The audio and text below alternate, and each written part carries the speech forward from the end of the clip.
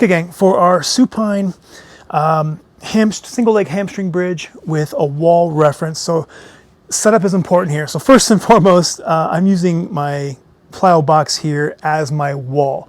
If you have an actual wall, the reason why I'm doing this is because I have installation there, and so obviously it's very soft. So I'm using this as a wall. So you don't need to have a plyo box in between your bench and the wall. You can just use the wall and your bench.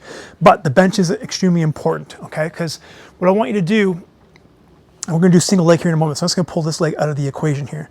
And so your foot needs to be flat up against the wall, and you're going to be pushing into the wall.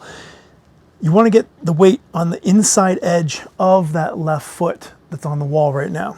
You also want to be pulling down with your heel into the bench, and you're going to feel your hamstrings kick on. Okay, so I want those two feelings before you even start to do anything else. You're kind of backed off here. You're not in a true 90-90 position. You're kind of at 60 degrees here with this knee bend. And then from here, again, this leg's just going to kind of come up.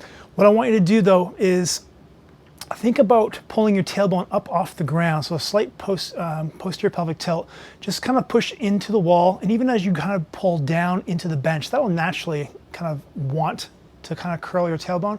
Just kind of do a little bit more so you can slide a piece of paper or two underneath your tailbone.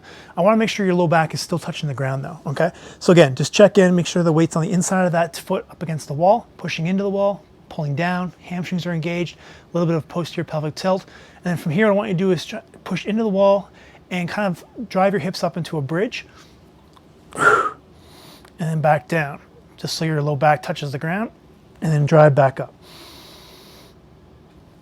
Just keep checking in that the weight's on the inside of that foot. Okay, this is going to help with tibial internal rotation as you go through this drill. You're also going to feel it in the hamstrings. This is great to kind of strengthen the tissues around the knee. Again, this is your supine single leg hamstring bridge with a wall reference.